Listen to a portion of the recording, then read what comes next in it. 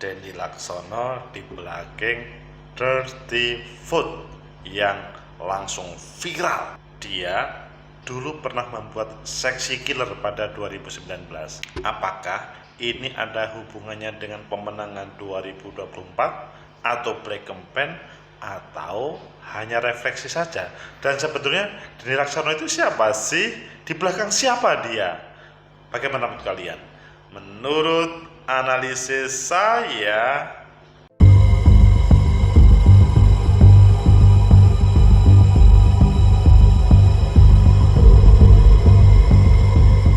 Assalamualaikum warahmatullahi wabarakatuh. Salam sejahtera untuk kita semua, pecinta masa depan. Kita tegakkan kebenaran, lawan ketidakadilan. Denny Laksono lebih viral adalah Dirty Love, sebuah film yang kemarin diputar dan hari-hari ini masih ramai dilihat dan diperbincangkan. Ayo kita baca di beberapa media sebetulnya apa motif di belakang itu dan sebetulnya bagaimana yang seharusnya. Pertama kita baca di CNN Indonesia, Dirty Food hilang dari pencarian YouTube, ada apa? Oh iya, benarkah hilang? Tapi saya tadi sempat melihat, tapi bukan nama aslinya yang sudah ditayangkan di tempat lain. Kemudian di CNN juga Airlangga dan Julhas respon Dirty Food zaman kini mana bisa curang. Percaya nggak? Mana bisa curang? Ini kata Bang Julhas sama Pak Airlangga. Kemudian di Detik, JK film Dirty Food masih ringan dibanding dengan kenyataan. Wow, ini sebuah keberanian Pak JK. Dan di Kompas, sutradara ungkap alasan rilis film Dirty Food di awal masa tenang pemilu. Wah, ini mungkin yang jadi judul nanti. Kelihatannya mengapa kok di hari tenang? Karena banyak mengatakan ini Black Campaign, ini adalah bla bla bla bla. Selanjutnya di Republika, reaksi kontras kubu 01, 02, dan 03 atas film Dirty Food. Tapi saya yang ditampilkannya 02 saja yang sangat mengkritiknya. Kalian memilih yang mana? Oke, kita pilih yang tadi saya katakan di Kompas, dan nanti kita kupas. Sutradara ungkap alasan rilis film Dirty Food di awal masa tenang pemilu. Jakarta, Kompas.com, sutradara film dokumenter Dirty Food Denny Laksono memaparkan alasan dibalik pembuatan dan peluncuran yang dilakukan awal masa tenang pemilu Pilpres 2024. Denny berharap film itu bisa menjadi bahan edukasi bagi masyarakat menjelang pemungutan suara yang direncanakan dilakukan pada 14 Februari. Niatnya sangat bagus, edukasi. Seyogyanya Dirty Food akan menjadi tontonan yang reflektif di masa tenang pemilu. Diharapkan 3 hari yang krusial menuju hari pemilihan. Film ini akan mengedukasi publik serta banyak ruang dan forum diskusi yang digelar, kata Denny dalam keterangan persnya. Jadi ini bertanggung jawab betul. Denny juga berharap semua elemen masyarakat untuk sejenak mengesampingkan dukungan politik kepada para calon presiden, calon wakil presiden, dan menyimak isi dokumenter secara terbuka. Oke, jadi bebas. Film dokumenter ini mengupas soal dugaan potensi kecurangan dalam proses pemilu 2024. Film ini ditayangkan perdana melalui kanal rumah produksi Watchdog di YouTube pada 11 Februari 2024 pukul 11, bertepatan hari pertama masa tenang pemilu. Film dokumenter ini menampilkan 3 orang pakar hukum tata negara. Mereka adalah Ferry Amsari, Bivitri Susanti, dan Zainal Arifin Mukhtar Uceng. Ketiganya memaparkan tentang penyimpangan yang terjadi dalam berbagai hal tersebut, proses pemilu di Indonesia yang menerapkan praktek demokrasi. Pembuatan film Dirty Food merupakan hasil kolaborasi lintas lembaga sipil. Menurut Ketua Umum Masyarakat Jurnalis Lingkungan Indonesia, SIEJ, sekaligus produser Joni Aswira, dokumenter ini turut memfilmkan hasil riset kecurangan pemilu yang selama ini dikerjakan koalisi masyarakat sipil. Jadi ini bukan berdiri sendiri. Biaya produksi film The Thief, kata Johnny, dihimpun melalui pengumpulan dana, crowdfunding, sumbangan individu dan lembaga, jadi tidak dibiayai. Biayanya patungan.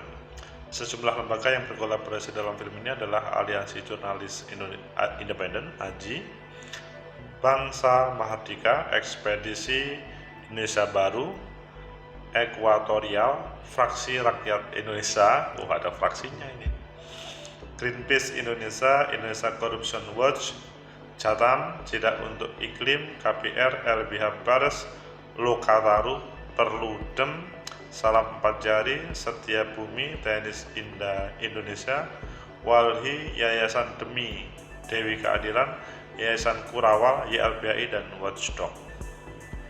Dianggap fitnah ini. TKN, Tim Kampanye Nasional Prabowo Subianto, Gibran memberikan tanggapan. Habib Rahman, film ini mengutamakan narasi kebencian dan mengungkap tuduhan yang disampaikan tidak ilmiah. Bahwa ini adalah Habib Rahman mempertanyakan kapasitas ketiga tokoh yang menjadi bintang. Dia menuduh film ini seolah hendak melakukan sabotase proses film pemilu 2024. Yang ditampilkan hanya 02, yang lainnya pecinta pasar pendiri, tegakkan kebenaran, lawan ketidakadilan. Bagaimana menurut kalian? Apakah kalian setuju dengan Dendi Laksono, atau kalian tidak setuju karena merupakan hal yang setuju dengan 02 tadi, atau setuju dengan Pak JK? Ini tidak sesuai dengan kenyataan, masih kurang. Menurut analisis saya, pertama, bahwa film dokumenter Dirty Food ini adalah, kalau menurut saya, tidak ada ajakan untuk mencoblos salah satu, baik partai ataupun calon presiden ataupun DPD. Tetapi bagaimana menjelaskan suasana di negeri ini.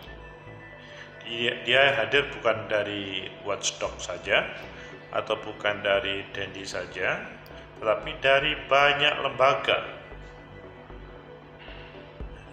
LBHI, Salam Empat Jari, Perludem, Indonesia Corruption Watch, dan sebagainya. Jadi banyak.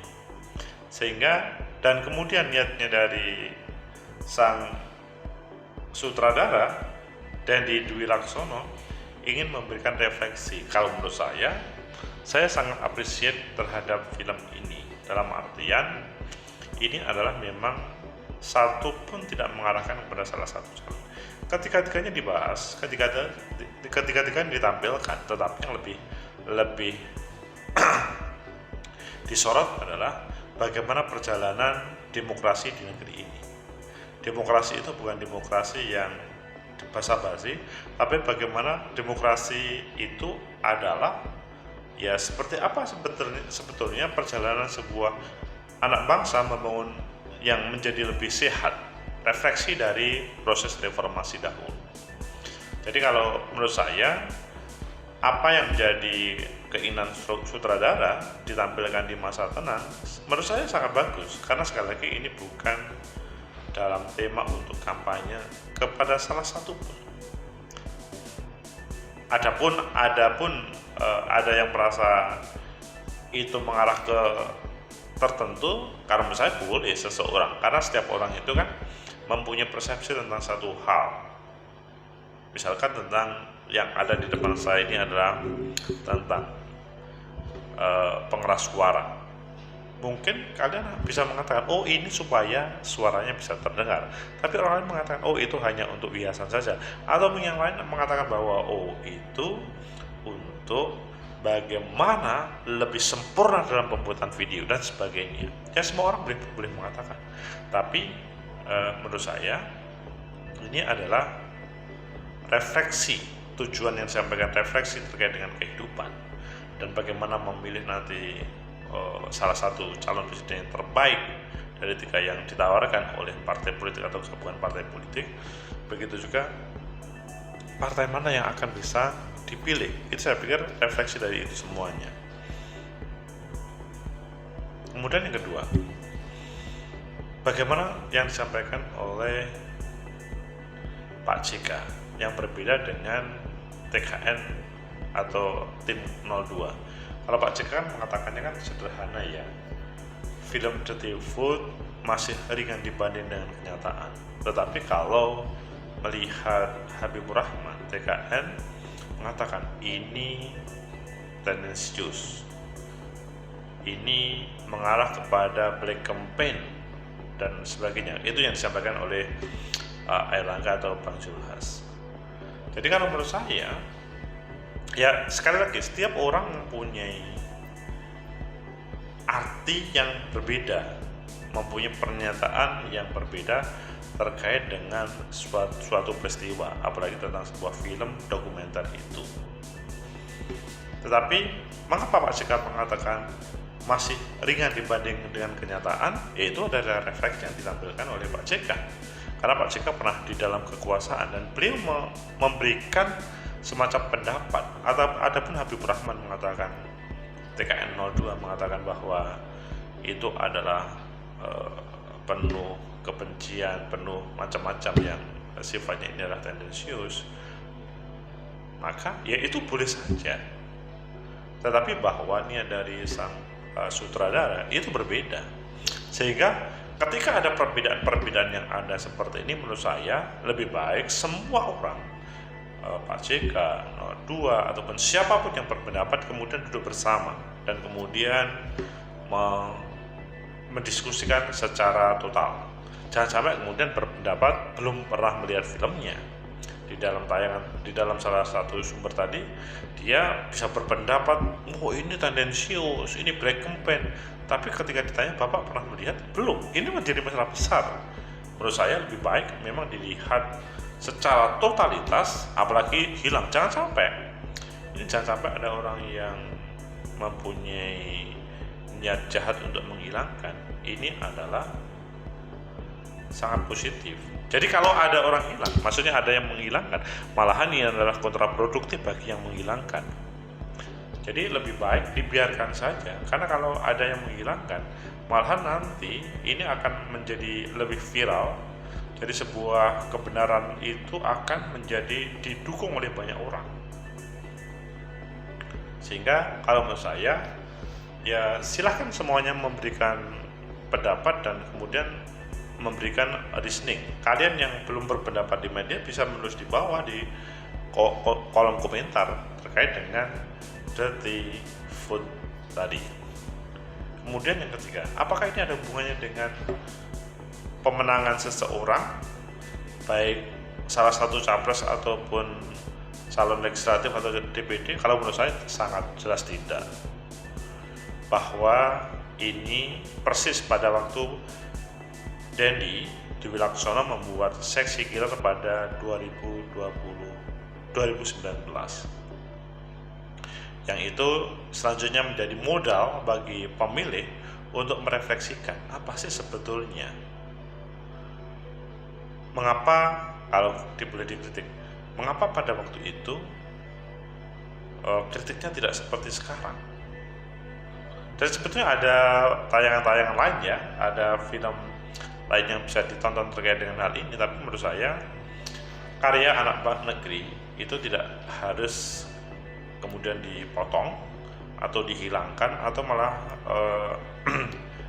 dikebiri terkait dengan kreativitas tersebut, karena ini adalah hasil karya seni, hasil karya bisa dikatakan jurnalis, film dokumenter, dan ini adalah salah satu upaya untuk membangun demokrasi. Pecinta masa depan negeri, tegakkan kebenaran, lawan ketidakadilan. Sehingga ayo silahkan menonton film tersebut dan direfleksikan. Sekali lagi bukan dalam rangka untuk menjustifikasi, menjudge seseorang, tapi adalah ini sebuah modal. Seperti ketika kita belajar pada waktu di sekolahan, di SD, SMP, SMA, bukan berarti kita belajar matematika di SMA atau misalkan belajar bisnis dalam level sekolah atau perkuliahan, itu selanjutnya melakukan hal yang berbeda dengan yang diinginkan keluarga. Karena misalkan keluarganya adalah pengusaha, misalkan perdagangan model lama, padahal kalau dipelajari perdagangan yang baru, kalau dulu itu membutuhkan tempat besar, membutuhkan modal yang besar dan selanjutnya. Tapi kalau sekarang belajar bisnis sekarang tidak harus modal besar, tidak harus tempat besar, hanya nekat misalkan. Karena perbandingannya kalau sekarang cukup dunia digital bisa menyelesaikan dunia bisnisnya, kalau dulu sangat berbeda. Begitu tentang dirty food ini. Ya, refleksi yang kemudian diartikan yang beragam. Semoga bermanfaat, menjadi referensi kalian untuk di masa hari tenang, dan nanti pada 14 Februari besok kita memilih sesuai dengan aspirasi kalian semuanya berdasarkan refleksi ataupun berdasarkan apapun. Kita membangun demokrasi. Semoga bermanfaat. Like, subscribe, comment, and share. Sampai jumpa.